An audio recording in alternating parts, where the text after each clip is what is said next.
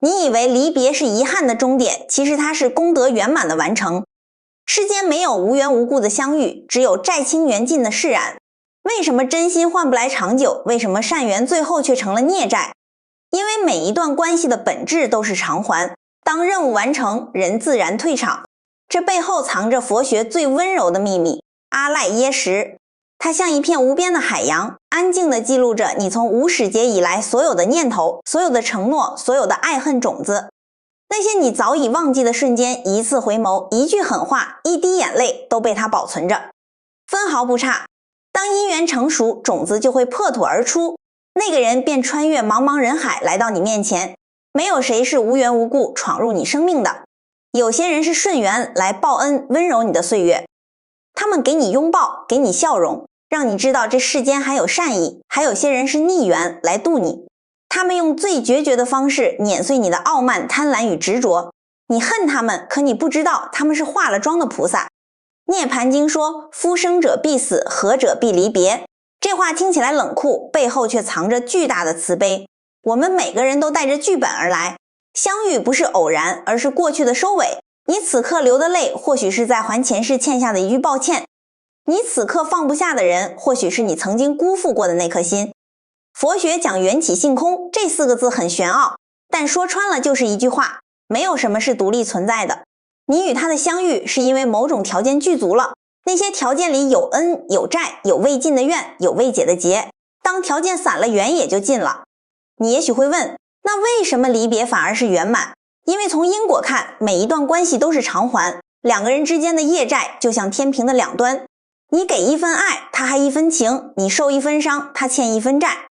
当债清完了，天平平衡了，彼此的教化任务也就结束了。那个让你痛哭的背影，其实在告诉你，债已两清，该上路了。就像你在旅途中借宿一家客栈，那碗炉火很暖，掌柜很善，你舍不得走，可天亮了，你必须启程。你不能因为温暖就赖着不走，也不能因为投缘就强求掌柜关掉客栈，陪你远行。离别不是抛弃，是自然的节律。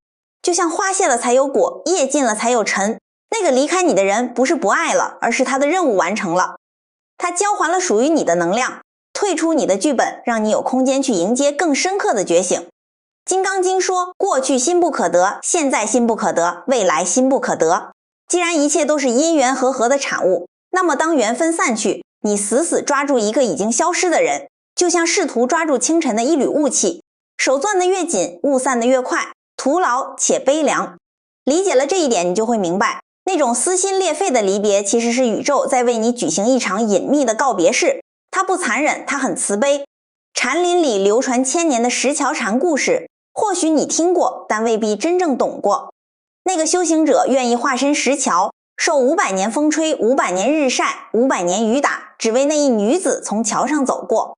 他在前500年里，以为自己在修爱情、修执着、修求不得，哪怕粉身碎骨，也要换这一面之缘。这像极了你在感情里拼命付出的样子，感动了自己，却未必留住对方。可是当500年期满，那女子真的走上石桥，却又头也不回地离去。那一刻，修行者在漫长的孤寂中，看遍了桥上的人来人往，看遍了悲欢离合。他忽然明白了，这500年的苦行不是为了得到他，而是为了成全自己。是那个女子的存在，让他学会了坚韧，学会了等待，学会了如何从私情的小爱走向包容万物的大慈悲。那一刻，他不需要再说一句我爱你，也不需要再问一句为什么，因为他发现那个女子只是一个引子，一个助缘。他来是为了让他的修行圆满，当修行完成，助缘自然随风而去。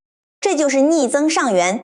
有些人的手段很残忍，背叛你，欺骗你，不告而别。在世俗的眼光里，他们是恶人，可在灵魂的层面，他们扮演了最艰难的角色。他们用最锋利的刀割开你身上的脓疮，用最冰冷的水浇醒你的沉睡。你想想看，如果不是那次惨痛的背叛，你可能永远学不会独立。你会一直依附于别人，把安全感寄托在一句我爱你上。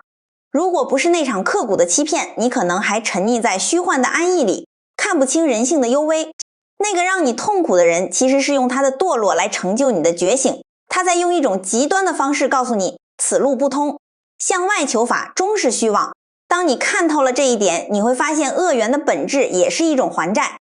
当对方的行为让你彻底寒心，当你终于断开联系的那一刻，那份积压了不知多少世的怨结，其实已经在这场爆发中抵消了。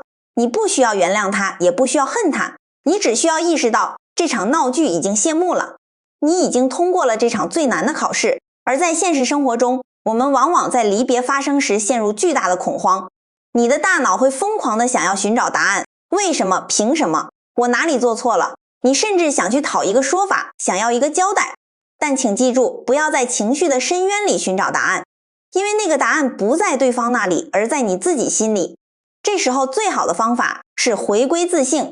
维摩诘经说，众生之苦皆由执着而生，痛苦的根源不在于失去，而在于你拒绝承认失去。你总以为拥有了谁，生命才算完整，可你忘了，你本自具足，你本身就是圆满的，不需要任何人来填补。那个人的离开，其实是为你腾出了一个巨大的能量空间。这个空间不是用来装悲伤的，而是用来承载你即将觉醒的新自我。每一次心碎都是灵魂的一次破壳。小鸟要破壳才能见到天空，蝴蝶要破茧才能飞向花丛。你的心碎也是如此。如果你能接纳这份破碎，并且利用这段独处的时光去深耕自己的内心，去读书，去静坐，去走路，去感受风从耳边吹过，那么这段离别就真正成了你走向福报的转折点。不必去追问为什么当初没有结果，你要知道，当那个结局定格在遗憾的那一秒，那便是当下最完美的平衡。没有发生的都是不需要发生的，已经失去的都是从未真正属于你的。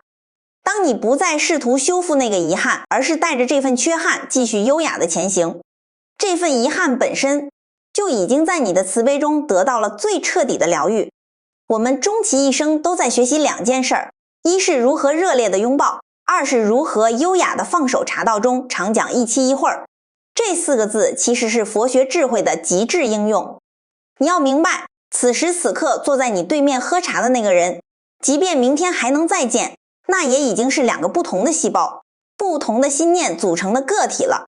昨天的他和今天的他不是同一个人，昨天的你和今天的你也不是同一个人。所以在相聚时，请给予100%的临在，放下手机，放下焦虑，只是看着他，听着他，感受他。在离别时，请给予100%的肃穆，不要觉得既然离别是圆满，就可以冷漠处事。恰恰相反，正因为知道每一场相遇都可能是最后一面，我们才更应该在相处时亲近温柔。但这种温柔里没有占有欲，这种深情里没有控制欲。当对方表现出想要离开的迹象时，不要用卑微的挽留去破坏这份功德。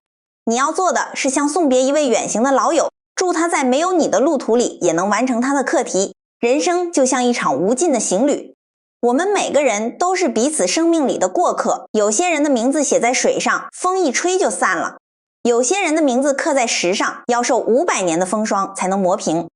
但无论如何，当你能在泪水中微笑，在孤独中慈悲，你就已经从这繁复的因果里提炼出了最纯净的智慧。最后，我想送给你一段话：如果相遇是久别重逢，那是为了让我们在寒凉的世间确认自己并不孤单；如果离别是功德圆满，那是为了让我们在有限的生命里学会如何优雅地告别过去，勇敢地奔向觉醒。请不要再去埋怨那些擦肩而过的遗憾了。当你松开手，你拥有的不是空无，而是整个世界。那些曾经让你心碎的裂痕，终将成为光照进来的地方。裂缝越深，光就越亮。你受的苦越多，你的慈悲就越深。这不是安慰，这是真实不虚的因果。愿你在往后的日子里，遇见的每一个人都能温柔相待，离开的每一段缘都能心存感激。愿你不执着于来，也不惧怕于去。愿你身心自在，万缘皆美。请相信，这一切都是最好的安排。